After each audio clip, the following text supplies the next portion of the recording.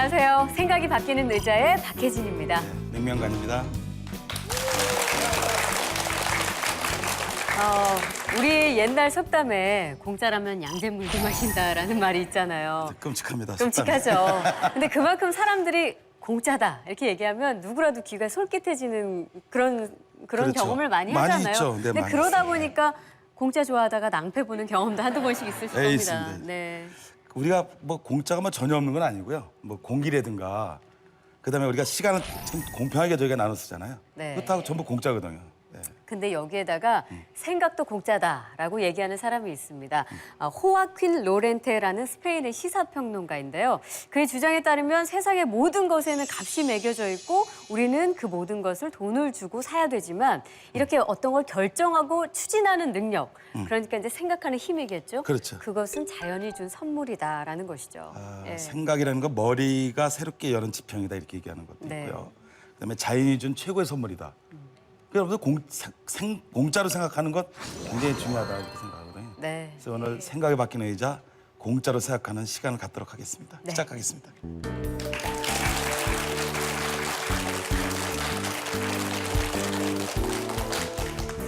이거 오늘 방송을 하러 이렇게 오는데 네. 가을이던데요.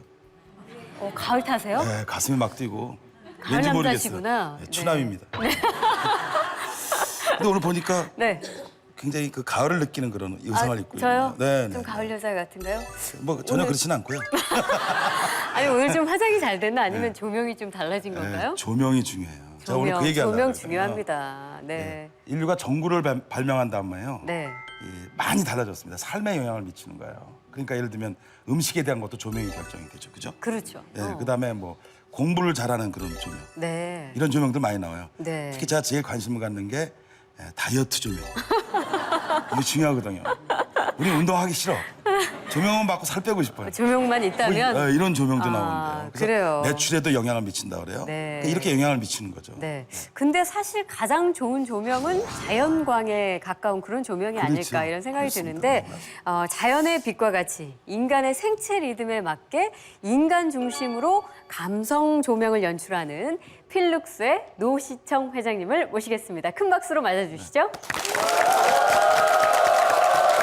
근데 생각을 뛰어넘으려면요 가장 중요한 것이 내가 알고 있는 지식이 아주 적다는 거라.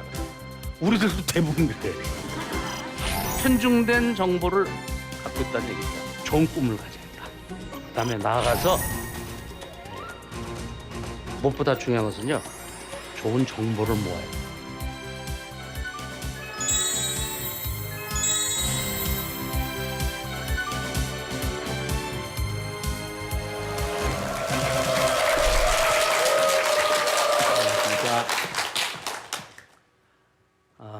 노시청입니다. 여러분들 생각이 바뀌는 의자에 앉아 계신 여러분들을 환영합니다. 그리고 오늘 저는 강의 부탁을 받고서 바뀌는 의자에 계신 분들에게 뭔가 좀 더 도움이 되는 걸 해야겠다. 그것은 나의 생각을 좀 더 뛰어넘었으면 좋겠어요. 바뀌기만 하면 좋게도 바뀌지만 나쁘게도 바뀌고요. 맨날 바뀌면 또 문제가 있어요. 그래서 뛰어넘는 방법을 좀 제안해 볼까. 소크라테스가 너 자신을 알라 한 것이 세월이 가면 갈수록 진리에 가까운 그런 의미를 우리 느끼잖아요.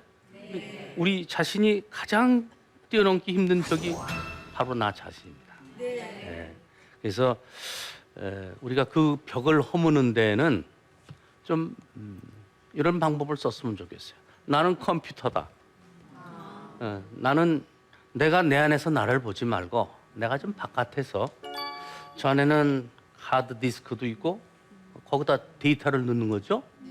그리고 그 데이터를 가지고 프로세싱해서 많은 생각을 하는 게 컴퓨터가 하는 일이에요. 그다음에 거기다가 어떤 소프트웨어를 넣느냐에 따라 그 컴퓨터의 성능과 능력과 용도가 달라지는 거예요. 그럼 어떻게 보면 우리 인간도 똑같을 수는 없지만 내가 기억하는 기억 숫자가 있고 생각하는 프로세서가 있고 그다음에 나라는 인간을 어떻게 앞으로 할 것인가에 대해서 어떤 프로그램을 까느냐 그렇게 한번 생각해 보시는 것도 오늘 강의하는데 도움이 될지 모르겠어요. 근데 생각을 뛰어넘으려면요, 가장 중요한 것이 내가 알고 있는 지식이 아주 적다는 걸 알아야 돼요. 여러분들이 지금 눈앞에 보이는 것하고 못 보는 거하고 비교하면요, 여러분들이 보고 아는 지식의 10배, 100배, 1000배가 넘어요. 모르는 정보가. 그런데 다들 보면 자기가 알고 있는 지식, 정보 아주 조그만 걸 가지고 그걸 갖고 판단한단 말이에요. 그래서 이 나의 생각을 변하기는 물론이지만 뛰어넘으려면 나의 알고 있는 지식, 정보가 아주 적다는 거를 공감할 필요가 있어요. 그 다음에 그럼에도 불구하고 이게 잘 안 뛰어넘어지는 이유가 있어요. 그거는 용기가 없어서. 용기. 생각은 그런데 이 몸이 안 움직이는 거예요. 그래서 오늘 저는 그러한 예를 한번 좀 들어보려고 합니다. 일본 사람들이 왜 독도를 자기네 거라고 그럴까? 그 사람들도 배울 만큼 배웠고 양심 있는 사람도 있고 또 그 많은 사람이 왜 다 지네들 거라고 그런지 모르겠어요. 그리고 또 한국 사람은 또 다 우리나라 거라고 그래요. 대부분. 둘 다 좀 이상하잖아요? 거기서 우리는 문제를 찾을 가능성이 있어요. 그것은요, 일본 사람은 대부분 다양한 일본 국민으로 살아가면서 자기네들한테 유리한 정보, 독도가 자기네 거라고 생각하는 정보만 접하는 경우가 많고 또 한국이 이 소유권이 있다는 정보가 설사 있으면 무라임하고 말아. 안 받아들여. 그러니까 첫째는 자기한테 유리한 편식된 정보가 들어오는 이유가 하나 있고 또 하나는 그렇지 않은 정보, 싫어하는 정보도 안 받아들여. 그러니까 자기가 가지고 있는 하드 디스크 안에는요, 불균형 정보가 자꾸 쌓이는 거예요. 그러니까 그 데이터 가지고 생각해 봐야 지네들 거라는 얘기밖에 안 나오는 거예요. 편중된 정보를 갖고 있다는 얘기죠. 우리가 음식을 먹어도 편식을 하면요, 의사들 말씀에 하면 가장 위험하대요. 영양의 불균형. 나라는 세포는 내가 먹은 결과물이랍니다. 그런 거 보면은 편식만이 문제가 아니라 편식된 정보를 갖는 것도 이거 정신병에 가까워져요. 네? 나라는 존재는요, 내가 어떤 음식을 먹고 오늘날 서 있느냐, 이게 내 육체 세포일 거예요, 아마. 건강하냐 안 하냐도 대부분. 나라는 사람은 내가 어떤 교육, 어떤 경험, 어떤 과정을 통해서 받았냐가 바로 납니다. 거기다가 이 사람이 어떤 꿈을 꿨냐, 어떤 목표 의식을 갖고 지향하고 세상을 살아가냐, 그게 소프트웨어죠. 예? 그래서 편중된 지식으로 가는 것이 제일 크고, 설사 그렇다 하더라도 사람들이 또 욕심이 있어요. 권력, 명예욕, 수없이 많은 몸이 땡기는 게 있어요. 그 욕심 때문에 옳고 그름을 알면서도 비겁해지는 게 큰 비겁한 것만 아니라 사사로운데도 사람들이 다 비겁해져요. 예. 근데 그게 이런 결과를 얻는 거죠. 그래서 이걸 해결하려면요, 저는 그렇게 봅니다. 우리가 좀 다양한 정보를 얻는데 노력을 해야 합니다. 저는 그 빌 게이츠라는 분은 참 우리보다 연배가 아래신 편이에요. 그런데도 참 존경할 만한 걸 많이 느껴. 사회적인 활동을 하시는 건 물론이지만 그분이 IT 전문가 아니겠어요? 네. 그런데도 불구하고 하루에 한 10권 이상 IT 분야 아닌 서적을 읽는데, 그분요, 전문가일수록 전문가로 빠져들어가면 점점 더 나쁜 일본 말로 또라이로 변해. 이상하게 변해. 전문가라고 할수록 불균형에 치우치기 쉬운데 이분은요, 그 모자라는 것을 얻기 위해서 수많은 노력을 하죠. 그중에 하루 책을 한 10권씩 읽는데 내가 매일 확인을 안 해봤어요. 근데 그런 면에서 균형을 잡으려고 애를 쓴 거죠. 저는 휴식을 하고 여가를 보내고 또 색다른 일을 하실 때도 우리가 갖고 있는 다양한 지식 중에서 불균형 부분을 찾아서 그런 쪽에 가서 여가도 좀 보내시고 그런 쪽에서 취미 활동도 하시고 인간관계도 하시고 그것은 뭐냐면 우리가 정신 건강을 아주 안전하게 만드는 방법이기 때문에 그래요. 그다음에 아까 말씀드렸듯이 우리가 이해관계, 손익관계, 욕심이 연관되면요. 아무리 좋은 정보가 있어도 다 이걸 악용을 하지요. 그래서 공의로워져야 돼. 예? 공의로움에 대한 꿈을 좀 가져야 한다 이거죠. 예. 오늘 여기 우리 맹 교수님 계십니다만 맹모 삼천지교라고 여러분들 아시죠? 맹자의 어머님께서 이사를 3번 하셨는데 맨 처음엔 공동묘지 장사 지내는 것만 주로 보니까 이 맹 교수님께서 맨날 울고 불고 장사 지내는 흉내만 냈대. 그러다가 어머니가 영 안 되겠다 해서 시장 근처로 갔더니 시장 근처에 가니까 또 장사 속 한 흉내만 내서 이거 얼마 좌판 벌려놓고 장사 흉내만 낸 거예요. 그래서 마지막 맹 교수님 어머님이 학교 앞으로 이전을 해서 공부하는 모습을 주로 보니까 그 사람한테 얻어지는 정보가 그 사람에 영향을 미치는 거죠. 네. 그래서 오늘날 이렇게 훌륭한 맹 교수님 되셨습니다. 우리는 모르지만 우리가 편식을 했는지도 이해 못한 사람 많아요. 내가 편식가인지 아닌지조차도 몰라요. 내가 갖고 있는 정보가 불균형인지 아닌지도 몰라요. 이게 가장 큰 벽이에요.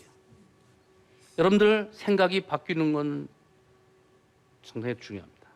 저는 오늘 강의 중에서 정말 꼭 전하고 싶은 것은 나를 좀 바깥에서 봐야 돼.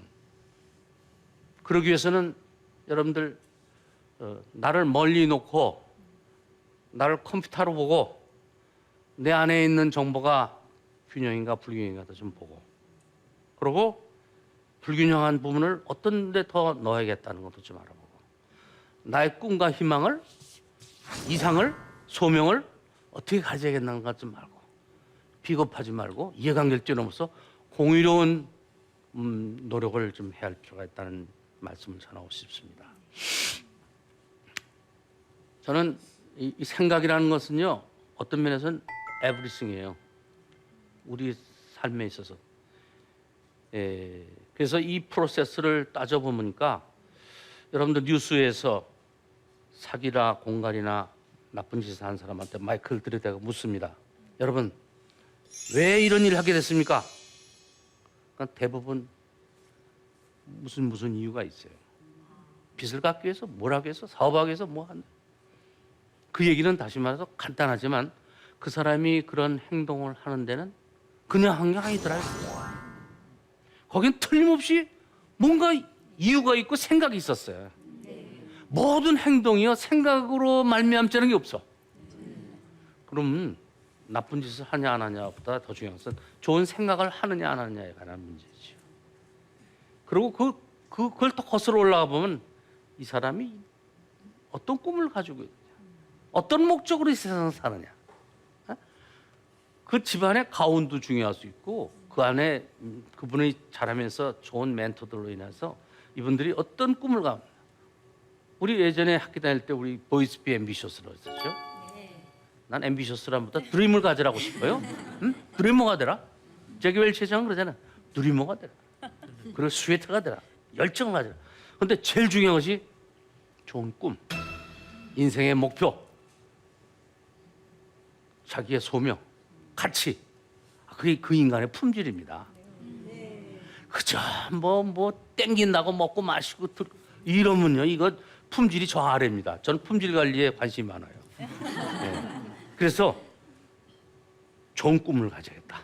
그다음에 나아가서 무엇보다 중요한 것은요 좋은 정보를 모아야 돼요. 자 그리고 거기다가 행동을 하셔야 돼요. 행동, 좋은 생각만으로 끝이는 사람 대부분 많아요. 이걸 행동으로 옮길 수 있는 용기는 이건 또 다른 일이에요.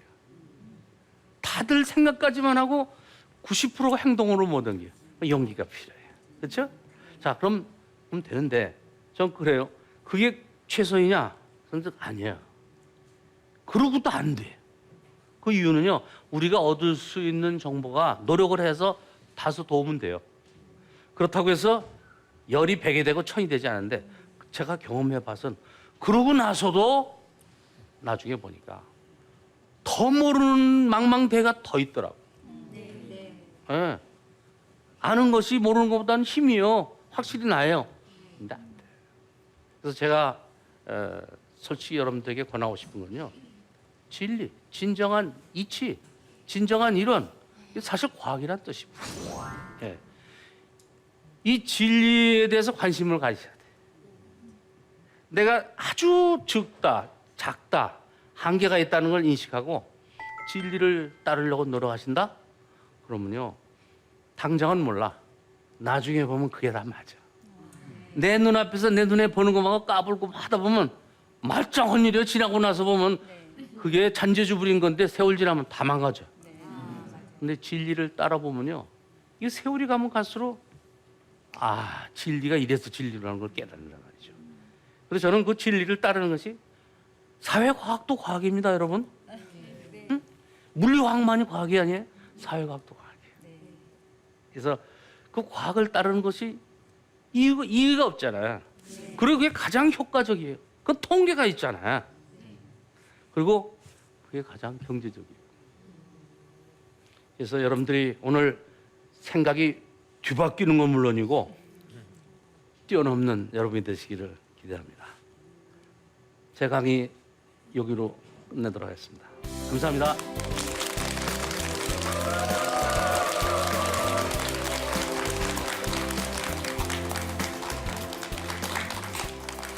네, 강연 잘 들었습니다.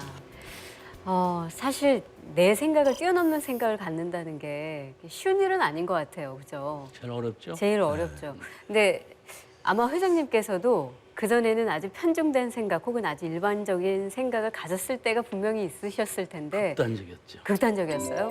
그런데 그런 내 생각을 뛰어넘는 생각을 갖게 된 어떤 자극이나 계기가 있으셨어요? 제가 기업 경영을 올해로 49년 했어요. 네. 처음 한 10년, 15년은요. 내 방법대로 모든 시도를 다 해봤더니 될 듯하면 되는 게 하나도 없어요. 네. 이게 생각대로 되는 게 아니라는 것을 일찍이 아주 그냥 골탕 되게 먹었어요. 그런 통해서 얻은 경험인 것 같아요. 군대식으로 하시지 않으셨어요? 네, 그랬어요. 왜냐면 ROTC 출신이시거든요. 그런가요? 네. 맞아요. 군대식으로 직원들을 사병다하고 잡으셨군요. 한마디로. 저희 같은 양주 시민입니다. 동네 사진 분이신가요? 방송하잖아요. 동네 동네 분이세요? 네. 문제가 뭐냐면 이제 그 프레임이잖아요. 이 한계를 네. 벗어나려고 하는. 그렇죠. 회장님이 옛날에 병기장교 출신일 때 네. 탱커도 분해하시는 경험이 있으시대요. 그리고 이 산악 오토바이도 지금 타고 계시죠. 예, 그리고 취미로. 네. 할리 데이비슨 이 오토바이가 지금 몇 대시죠? 네 대인가요? 저 방송에 나가면 곤란해요. 제가 만약 역할이 바로 그런 역할인데 그래서 굉장히 많은 시도를 하셨어요. 네. 예. 그것을 채워가야 되잖아요. 사실 내가 그 프레임을 그렇죠. 벗어나려고 하면 그 회장님 나름대로의 어떤 방식이 좀 있나요? 좀 새로운 데 관심이 있는 편인데 항상 새로운 정보, 새로운 체험, 새로운 것이 나오면 무조건 뜯어서 부시고 뭐 해보는. 얼리 어답터가 돼요. 네. 예? 그리 안 하면 생각도 앞설 수 없어요. 그래서 적극적으로 그 주스러 다니죠, 경험을. 네. 그런 사실 방금 들었던 취미 같은 경우는 상당히 도전을 요하는 그런 취미인 것 같이 저는 느껴지는데 두렵진 않아요? 뭔가 시도하실 때? 새로운 걸. 근데 좋아서 하는 단계가 넘었고 네. 제가 이제 저희 직원이 꽤 많아요. 해외까지 수천 명 되니까 네. 책임을 지는 리더로서요. 정보를 취득하는데 열심히 안 할 수 없어요. 그게 어떤 단계냐면 생존을 위한 단계입니다. 생존을 위해서. 그래서 어떨 때 힘들어도 네. 그 멀리 지구 반대편 해외 전시 열심히 다녀야 되고 네. 다녀오면 새로운 정보가 머리 들어오면요. 새로운 생각 많이 또 생겨요. 새로운 에너지도 네. 생기고. 그렇기 때문에 안 그럴 수가 없어요. 아니, 그러면은 사실 CEO 입장에서 회장님은 그런 노력을 한다면 직원들 많다 그러셨잖아요. 그 네. 직원들에게는 직원들이 갖고 있는 생각의 틀을 벗어서 내 한계를 넘어서는 생각을 할 수 있게 어떤 뭐 교육이랄지 어떤 기회를 주시나요? 아까 말씀드린 저희 회사는 새로운 이벤트, 새로운 전시회, 예. 새로운 식당, 새로운 어떤 문화 있으면은 저희 직원들 몰고 다닙니다. 아, 같이요? 그런 예. 경우가 있고 그러면 좋은 아이디어 또 나와요. 네. 그리고 또 저 이런 회사가 또 매주 아침에 한 번씩 진리를 접하는 시간을 갖습니다. 그게 뭐예요? 진리를 예배입니다. 접하는 시간? 그건 아, 예. 우리가 내 생각으로만 할 수 없는 많은 네. 것들을 또 우리 목사님들이 진리에 대한 정리 정돈을 잘해 주시니까 일주일에 한 30분씩 네. 그걸 알려드리면 아 진리가 과학적이라는 것을 직장 일터를 통해서 체험을 해요. 그러면 자기 스스로를 깨게 되고 깨우치고 뛰어넘는 그런 계기를 만드는 효과가 좀 있습니다. 전 이번에 놀란 게 사물 인터넷에 대한 조명을 하셨어요. 아, 그래요? 그게 뭐냐면 색채라든가 온도라든가 이런 거를 무선 통신으로 조종하는 네. 무선 통신형 홈 네트워크 시스템. 굉장히 발음이 굉장히 어려운데요. 그런 걸 하셔서. 네. 근데 이건 대기업도 지금 현재 사실은 못하는 거 아닙니까 이게. 특히 감성 필룩스라는 게 워낙 룩스라는 게 라틴어로 빛이라는 뜻인가 그렇죠. 그러니까 그렇게 감성적인 거를 네. 이게 하드웨어적으로 구현하기가 쉽지는 않거든요. 근데 이번에 필마스터 같은 경우는 제가 너무 감동을 받았습니다. 그래서 어떻게 그런 구상을 하고 이렇게 실행하셨는지 그게 전 궁금합니다.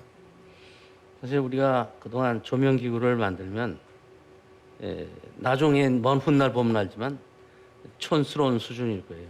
얻은 문제만 해결하는 수준? 네. 근데 좀 더 깊이 들어가면 빛에 많은 비밀이 있어요. 생체 리듬, 건강, 바이오, 또 자연빛으로 회귀하려는 리듬 이런 것을 이제 갖춰야 정말 빛다운 빛이라고 느껴지거든요.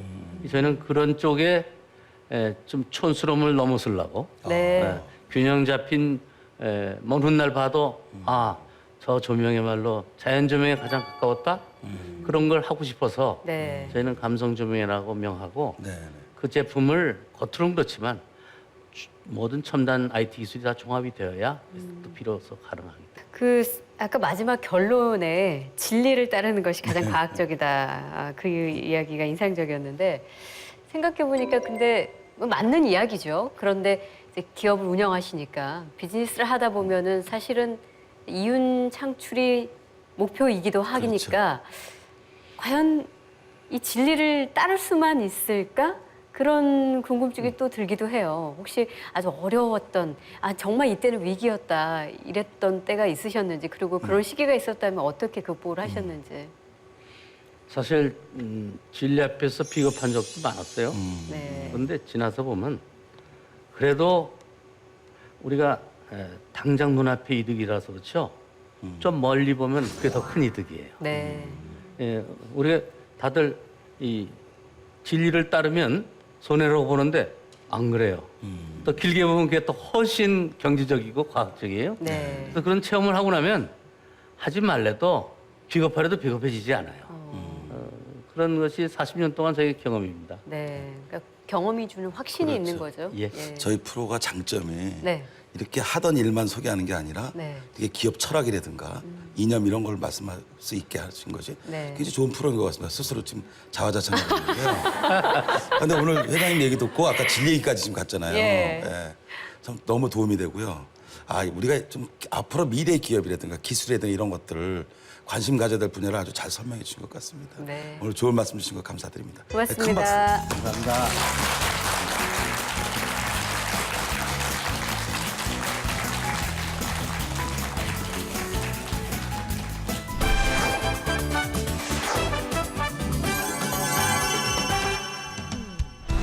네. 교수님, 제가 질문 하나 드려도 될까요? 네, 심하세요.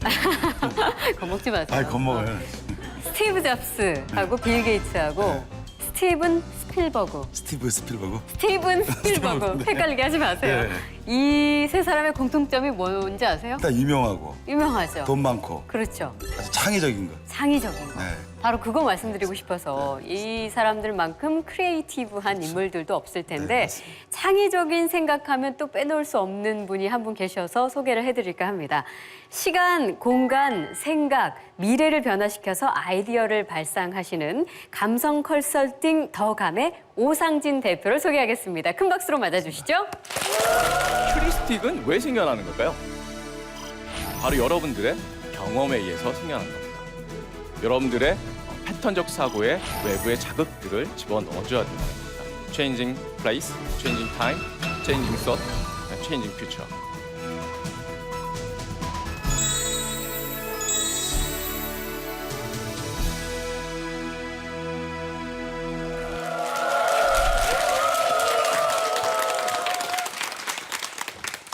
자, 안녕하세요. 방금 소개받은 오상진이라고 합니다. 제 이름이 좀 유명하죠? 네. 오상진하면 누가 생각나십니까? 많은 분들이 그렇게 얘기를 하십니다. 오늘 오상진 아나운서가 강의를 나오는 줄을 알고 계시던 분들에게 죄송한 마음이 들고요. 얼굴은 절대 비교하지 마십시오. 오상진 아나운서 훨씬 좋습니다. 단 목소리는 괜찮다는 얘기를 많이 듣습니다. 어떠신가요? 네, 좋아요. 감사합니다. 오늘 강의를 시작하도록 하겠습니다. 오늘의 강연은 주제는 세상을 바꾸는 힘 아웃오브박스입니다. 혹시 아웃오브박스라는 단어의 의미에 대해서 알고 계신가요? 생소하실 텐데요. 단어의 의미는 창의적인, 독창적인이라는 뜻을 가지고 있습니다. 고유명사로 쓰이고 있죠. 최근에 박근혜 대통령께서 이 단어를 굉장히 많이 사용을 하고 계세요. 여러분 아시겠지만 창조 경제를 활성화시키기 위해서 아웃오브박스를 해야 한다는 말씀들을 전국을 다니면서 하고 계시는데 대통령 덕분에 제 책이 홍보가 많이 되고 있습니다. 늘 감사하는 마음을 갖고 있습니다. 자, 오늘 강연을 시작을 하도록 하겠습니다. 시작하기 전에 여러분들께 간단한 질문 하나 드려보겠습니다. 혹시 의자 다리가 몇 개라고 생각하십니까? 4개요. 4개. 또 다른 생각을 가지고 계신 분은 없으신가요? 네. 하나. 3개라고 얘기하시는 분도 계시고요. 2개라고 하시는 분도 계시고 또 하나라고 하시는 분도 계시죠. 근데 의자 다리가 없는 것도 있습니다. 공중에 매달아 놓으면 의자 다리가 없는 거겠죠. 왜 이런 현상이 벌어질까요? 이것들을 우리는 휴리스틱이라는 단어를 씁니다. 바로 추론적 사고, 추론적 판단이라고 얘기를 하고 있고요. 패턴적 사고라고도 얘기합니다. 2002년에 노벨 경제학상을 타신 유명한 심리학자이십니다. 데니얼 커너만이라는 학자분이시고요. 이분이 자신의 책에 생각에 관한 생각이라는 책에서 이런 말씀을 하셨습니다. 인간은 바라보는 것을 과대하게 좀 과장하는 경향이 있다. 그러다 보니까 결론을 빨리 내려고 하고요. 어려운 질문을 받으셨을 때 그거를 자기 방식대로 쉽게 해석을 하려는 경향들이 있다고 합니다. 그래서 이런 빠른 추론적 사고들보다는 느린 이성적 사고가 창의적인 아이디어를 만들어내는데 훨씬 더 도움이 된다는 얘기를 하십니다. 자, 그러면 휴리스틱은 왜 생겨나는 걸까요? 바로 여러분들의 경험에 의해서 생겨나는 겁니다. 우리가 의자의 다리가 4개라고 생각하시는 것은 늘상 4개인 의자를 봐왔기 때문에 그렇습니다. 그래서 다리가 하나도 없는 의자에 대해서는 먼저 생각이 들지 않는다는 거죠. 그러면 이 휴리스틱이 나쁜 걸까요? 그렇지 않다라는 거죠. 이유는 여러분들의 사고의 효율을 굉장히 빠르게 좋게 해준다는 겁니다. 근데 문제가 하나 있습니다. 여러분들이 사고를 하고 인식하는 것들이 항상 어떻습니까? 정확하기만 하나요? 아니요. 늘 부정확하다는 겁니다. 그래서 여러분들 앞에 보시는 것처럼 고정관념이 생기시고 사고의 한계를 만들어내고요. 여러분들에게 편향들을 만들어내는 게 바로 이 휴리스틱이라는 겁니다. 자, 그림 하나 보시겠습니다. 재밌는 그림이에요. 이 곤충이 있는데 이 곤충의 이름은 쐐기벌레라는 곤충입니다. 굉장히 독특한 습성을 가지고 있어요. 수백 마리가 하나의 대열을 이뤄서 움직이는 버릇을 가지고 있습니다. 앞에 있는 곤충이 하얀색 실을 내뿜으면 뒤에 있는 곤충이 그 실을 따라서 어떻게 하죠? 계속 이동을 합니다. 자, 그래서 하나의 패턴들이 생기게 되죠. 파브르가 가장 좋아했던 곤충이기도 합니다. 그래서 이 파브르라는 곤충학자가 이 곤충들을 원형으로 만들면 어떻게 될까라고 재미있는 생각을 하게 됐죠. 이 원형으로 만들어 놓고 나서 어떤 일이 벌어졌을까요? 대참사가 벌어졌습니다. 6일 동안 먹지도 않고 자지도 않고 마시지도 않고 계속 제자리를 뱅뱅 돈났던 거죠. 3분의 2가 죽어나갔습니다. 너무나 불쌍해서 한 마리를 밖으로 빼냈더니 그제서야 곤충들이 먹이를 찾으러 간다는 거죠. 자, 보시면 인간의 사고도 이러한 패턴에 의해서 이루어져 있습니다. 그래서 이런 패턴을 깨기 위해서는 가장 중요한 거, 여러분들의 패턴적 사고에 외부의 자극들을 집어넣어줘야 된다는 겁니다. 자, 오늘은 이 패턴을 깨는 방법에 대해서 여러분들에게 몇 가지 방법을 좀 말씀을 드리도록 하겠습니다. 자, 첫 번째는 수평적 사고를 하라는 말씀입니다. 자, 수평적 사고가 뭘까요? 오늘 보시면 여러분들이 논리적으로 이성적으로 생각하는 사고를 우리는 수직적 사고라고 얘기를 합니다. 그런데 창의와 통찰에 의해서 이루어진 사고를 수평적 사고라고 얘기를 하죠. 영국의 유명한 창의학자였죠. 여러분들 그 학자가 말씀하셨던 내용이고요. 이 수평적 사고를 하기 위해서는 몇 가지 방법을 얘기합니다. 그 학자 이름은 바로 에드워드 드보노라는 학자였습니다. 자, 첫 번째 방법을 알려드리겠습니다. 수평적 사고의 가장 대표적인 사례이죠. 밑에 보이시는 그림에 보이시는 쓰레기가 있습니다. 자, 이 쓰레기는 어디에 활용할 수 있을까요? 쓰레기의 본질은 뭘까요? 뭐라고 생각하십니까? 버려야 되는 거죠. 더러운 거죠. 심지어 돈을 주고도 버립니다. 이게 바로 수직적 사고에 나온 쓰레기의 개념이죠. 그런데 재밌는 걸 만들어냈습니다. 자, 뉴욕 맨하튼의 미술학도였던 저스틴 기니악이라는 친구가 쓰레기 기념품을 만들었습니다. 자, 가비지 오브 뉴욕시티라는 단어가 쓰여 있죠. 아래를 보시면 100% 핸드 픽스드라는 단어가 써 있습니다. 내가 실제 가서 100% 다 주워서 담은 거야. 그래서 이쁜 포장을 해서 하나에 $50에 팔았습니다. 어땠을까요? 없어서 못 팔 정도로 불티나게 팔렸다는 겁니다. 재미있는 건 리미티드 에디션을 만들었어요. 자, 오바마 대통령이 뉴욕 맨하튼에 와서 연설할 때 떨어졌던 쓰레기 담아서 팔았습니다. 그리고 동성 연애자가 거리 행진을 할 때 떨어졌던 쓰레기 해서 담아서 팔았습니다. 뉴욕 양키즈라는 팀이 있죠, 야구팀이.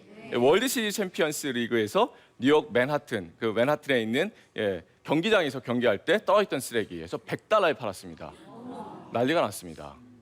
자, 우리가 쓰레기라는 논리적, 수직적 사고를 하게 되면 이건 버려야 되는 겁니다. 하지만 수평적 사고를 통해서 쓰레기는 뭘로 둔갑했죠? 바로 기념품으로 둔갑을 하고 판매를 할 수 있었다는 거죠. 이 재미있는 사실은 현대판 봉이김선달이라고 볼 수 있는 내용입니다. 자, 수평적 사고의 결정판입니다. 여러분들 보시는 선풍기입니다. 선풍기는 뭐에 쓰는 물건이죠? 그렇죠. 바람을 일으키는 장치입니다. 이거는 우리가 얘기하는 수직적 사고의 패턴입니다. 그런데 수평적 사고의 패턴으로 무엇을 만들었죠? 바로 날개 없는 선풍기를 만들었습니다. 이 선풍기를 만든 친구는 영국의 굉장히 창의한 기업이죠. 다이슨사의 제임스 다이슨이라는 CEO고요. 이 친구가 처음에 이 선풍기를 개발할 때 아이디어는 굉장히 간단했다고 합니다.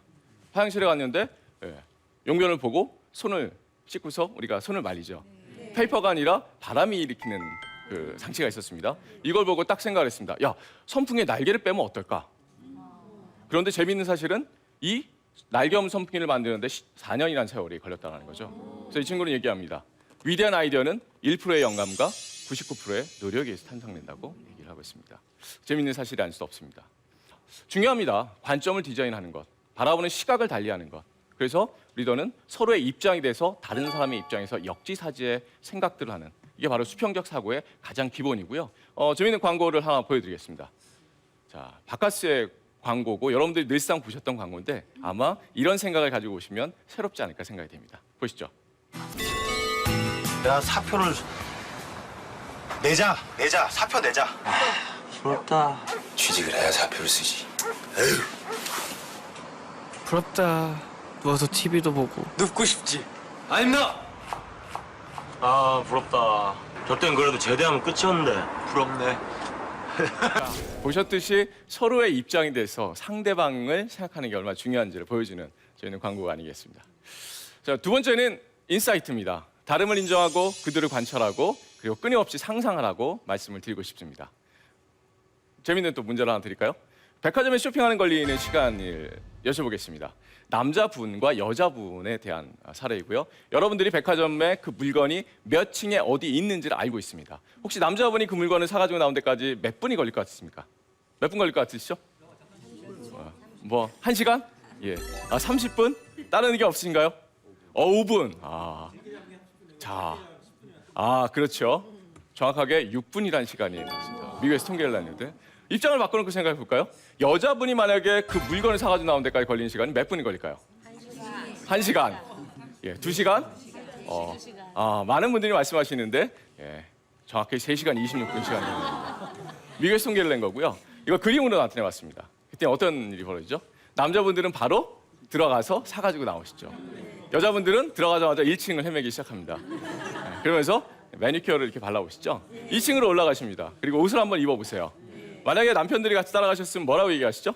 여보, 어때? 이거 괜찮아? 나 이뻐? 이렇게 물어보시죠. 그럼 남편은 그때 그 순간에 생존 본능이 발동을 합니다. 뭐죠? 살아야겠다. 이쁘다고 말씀을 해주셔야 되잖아요. 그리고 바로 굉장히 이쁜데? 카드 긁을게. 긁어봐. 괜찮아. 사줄게. 이렇게 얘기를 하시죠. 그러면 부인은 뭐라고 얘기하십니까? 아니야. 옆집 한번 더 가보고. 옆집으로 이동하세요. 그래서 우리나라에 있는 백화점 직원들이 이 장면들을 관찰했습니다. 다름을 본 거죠. 무엇을 만들어놨죠? 남성 전용 휴게소라는 걸 만들었습니다. 뭐 하는 곳일까요? 그렇죠. 남편 보관소입니다. 남성 주차장이라고도 얘기하죠. 재미있는 건 30, 40대 여성들의 서베이를 했더니 가장 좋아하는 게 남편과 백화점 가는 거였습니다. 그래서 백화점에 들리면 바로 어떻게 하죠? 남성 휴게소에 남편을 보관을 시킵니다. 3시간 26분 동안 쇼핑을 하시고 어떻게 하죠? 남편을 찾아가는 시스템입니다. 바로 다름을 이용한 재미있는 사례가 아닐 수 없습니다. 자, 세 번째 말씀드릴 부분은 도발입니다. 여러분들 전문가의 말도 끊임없이 의심하시기 바랍니다. 그리고 끊임없이 질문을 만들어서 질문하시고요. 문제의 본질을 명확하게 파악하는 게 굉장히 중요하다는 말씀입니다. 사례 한번 들어볼까요? 호주 멜버른에 가면 굉장히 재미있는 가게가 있습니다. 샌드위치 가게고요. 이 가게는 매장에 의자가 없습니다. 간판도 없고요. 주문받는 사람도 없습니다. 심지어 매장이 7층에 올라가 있습니다. 어느 누가 샌드위치 하나를 먹기 위해서 7층까지 올라갈까요? 자, 재미있는 사례죠. 이 가게가 대박이랍니다. 오죽하면 호주 멜버른에 있는 그 본점이 뉴욕 맨하튼에 본점을 냈습니다. 이 가게의 비밀을 한번 파헤쳐 볼까요? 재미있는 건 이 가게 이름은 제플 슈츠입니다. 제플은 호주의 슬랭어로 샌드위치를 의미하고요. 슈츠는 낙하산을 의미합니다. 말 그대로 낙하산 샌드위치죠. 주문하는 방식 굉장히 간단합니다. 여러분들 스마트폰을 가지고 다니시다가 앱에서 결제를 하십니다. 메뉴를 선택하시고 그다음에 내가 몇 월, 며칠, 몇 시에 거기 가서 샌드위치를 받겠다라고 등록을 해주시면 거기에 장소에 가시면 X자 표시가 되어 있습니다. 그 X자 표시 안에 그 시간에 딱 서 계십니다. 그리고 여러분들 하실 일은 하늘을 쳐다보시는 겁니다. 자, 그러면 낙하산에서 샌드위치가 떨어지기 시작해요. 자기 이름이 써 있죠. 받아가지고 드시면 됩니다. 매장이 없다 보니까 그림에서 보이시는 것처럼 어떻게 하죠? 사람들이 길거리에 플라스틱 박스를 놓고 앉아서 샌드위치를 먹는. 우리가 생각하는 여러분들의 기본적인 인식 속에 있던 많은 것들을 없애버리면서 나온 굉장히 재미있는 아이디어의 실사례라고 보시면 되겠습니다. 자, 이제 좀 정리를 한번 해볼까요? 제가 가장 좋아하는 작품입니다. 이탈리아 베네치아의 구겐하임 미술관에 가면 이런 작품이 있습니다. Changing Place, Changing Time, Changing Thought, Changing Future. 여러분들의 공간을 한번 바꿔보시기 바랍니다. 그리고 여러분들이 평소에 사용하시던 시간을 또 바꿔보시고요. 더 중요한 거, 여러분들의 생각을 바꾸시면 여러분들의 미래가 바뀐다는 겁니다. 바로 이게 아웃 오브 박스를 할 수 있는 가장 좋은, 어떻게 보면 여러분들이 실천할 수 있는 방법이라고 보시면 될 것 같습니다. 자, 여러분들도 뻔한 길로 가지 마시고 가끔 옆길로 새는 그런 크리에이티브 리더가 되시길 기원하면서 강의를 마치도록 하겠습니다. 감사합니다.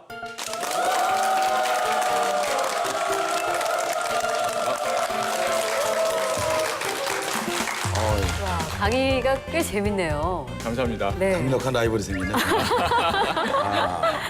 아니 근데 정말 목소리 좋으시네요.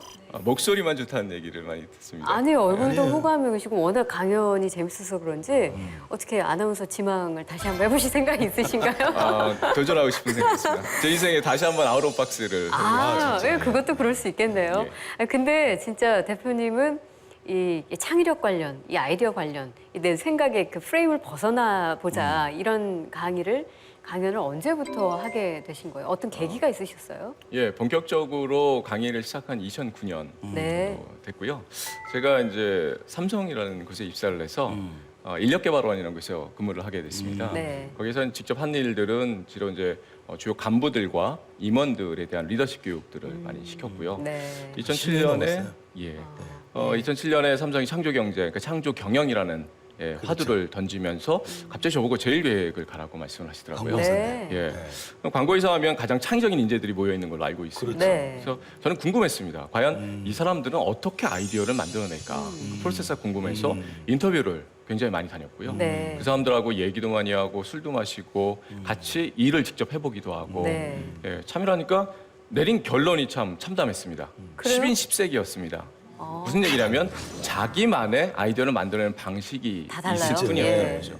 그래서 제가 사실 걱정을 했던 건 그러다가 그 분이 이직을 하시면 네. 그 노하우가 고스란히 없어지는 계기가 되는 그렇죠. 거죠. 네. 그러면 이걸 가르칠 수 없을까 고민을 하다가 프로세스를 만들고 아이디어는 개인의 어떤 능력보다 역량보다는 많은 사람들의 전문 영역에 콜라보레이션이 돼야 된다. 그래서 그 프레임을 만들고 실제 창의력이라는 분들을 신입사원이나 다른 분들에게 강의를 하기 시작했습니다. 아, 근데 이게 쉽지가 않거든요. 네, 네. 지금 강의를 들으니까 예.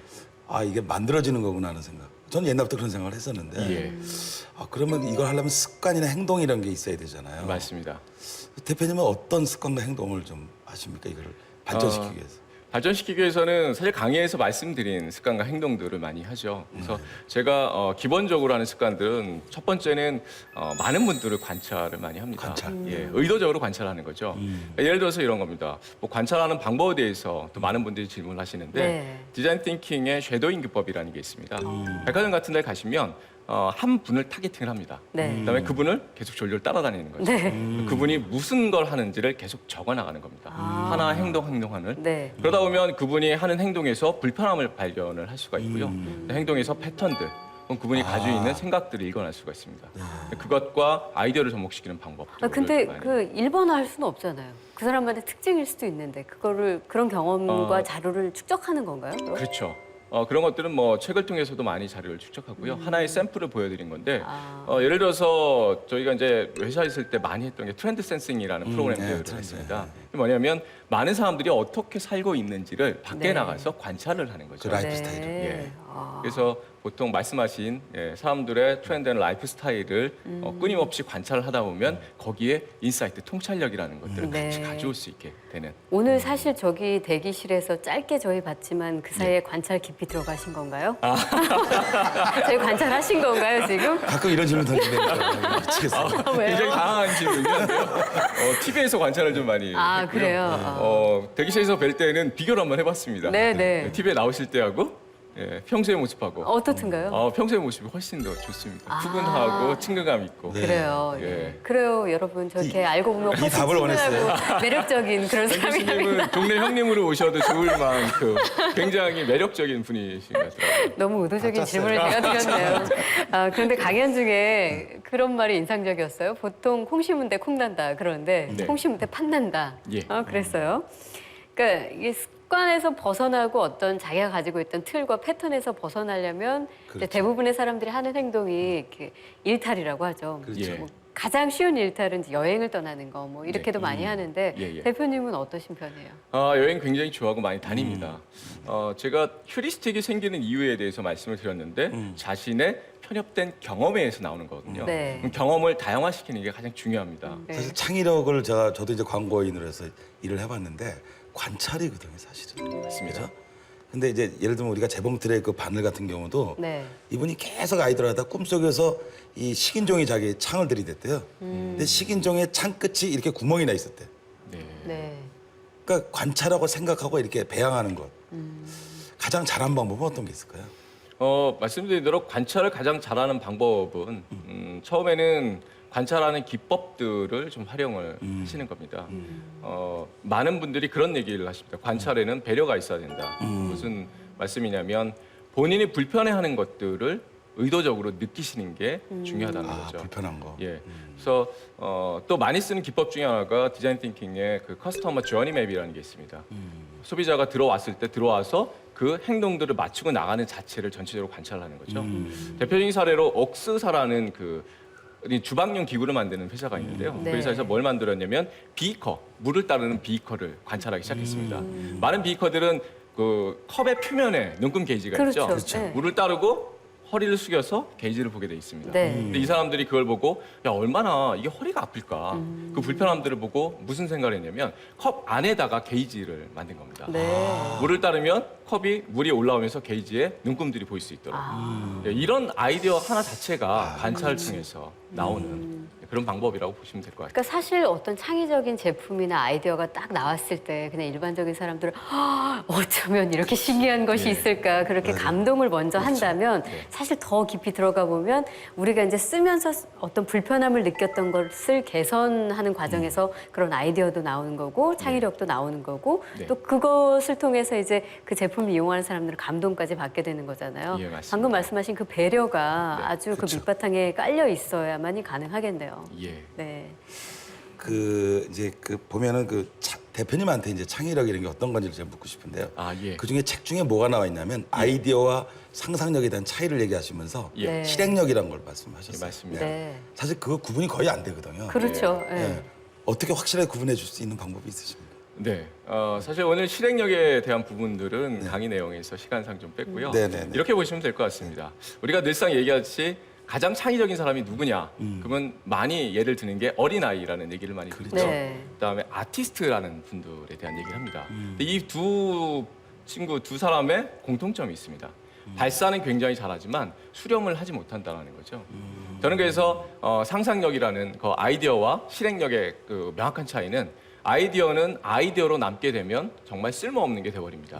아무리 아이디어가 좋아도 일상생활에 쓸 수 없는 게 돼버리는 그렇죠. 거죠.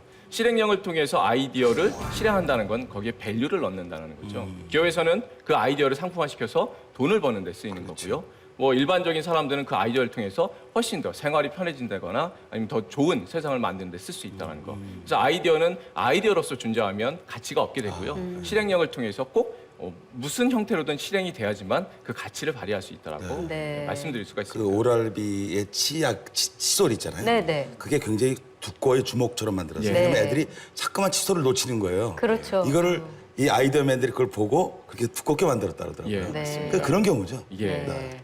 아까 진짜 보여주신 사례들 보시면서 아마 오늘 오신 분들도 공감한 그런 예들이 많이 그렇죠. 있었죠. 네, 저의 경우에는 그 낙하산 샌드위치가 굉장히 그건 너무 인상적이었거든요. 정말 상상조차 한 번도 해보지 못한. 예, 그렇습니다. 예, 정말 그 자기가 가지고 있는 사고의 틀을 완전히 깨버린 예. 그런 회사가 예인 미친 것 건지 네. 소비자가 미친 건지 모르겠지만 아니 그렇잖아요.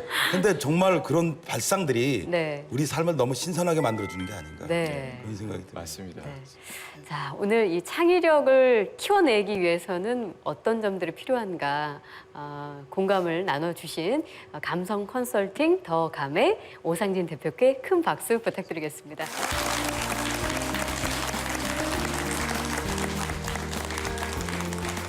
오늘은 두 강의를 통해서 우리가 너무 고정관념에 빠져 있지 않은가, 다람쥐 채바퀴 돌듯 그러한 삶을 살고 있지 않는가 하는 그런 생각들을 가져봤습니다.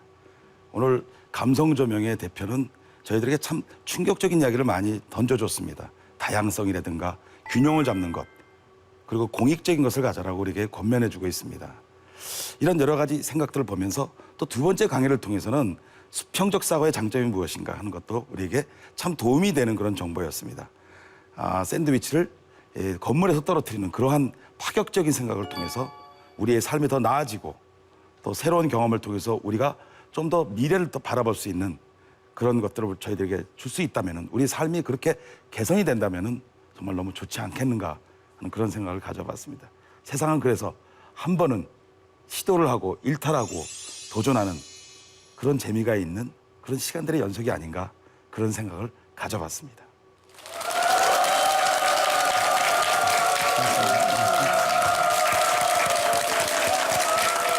독일의 한 심리학자의 연구 결과에 따르면 배운 것을 실행에 옮기지 않는 사람이 무려 95% 정도라고 합니다. 그러니까 이 말을 달리하면 단 5% 정도만이 실행력을 갖고 있다는 얘기겠죠. 마음 먹기 달렸단 말이 있죠. 네. 다 마음을 먹기에 달려 있는 것 같습니다. 우리가 실패하지만 실패를 두려워하지 않고 또 기회가 있지만 그 어려움을 잘 극복하는 힘, 네. 그것이 먼저 중요한 것 같습니다. 그렇죠. 작은 어려움이 있더라도 주저앉지 마시고요. 네. 더 크게, 더 넓게, 더 깊게 보시고 끝까지 이겨나가시기를 응원해드리겠습니다. 저희는 다음 시간에 다시 찾아뵙겠습니다. 고맙습니다. 고맙습니다.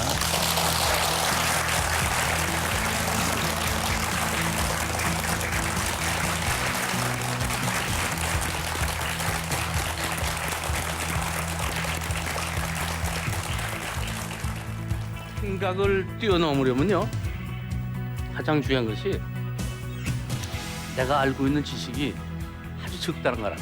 좋은 꿈을 가지겠다. 그다음에 나아가서 무엇보다 중요한 것은요 좋은 정보를 모아요. 휴리스틱은 왜 생겨나는 걸까요?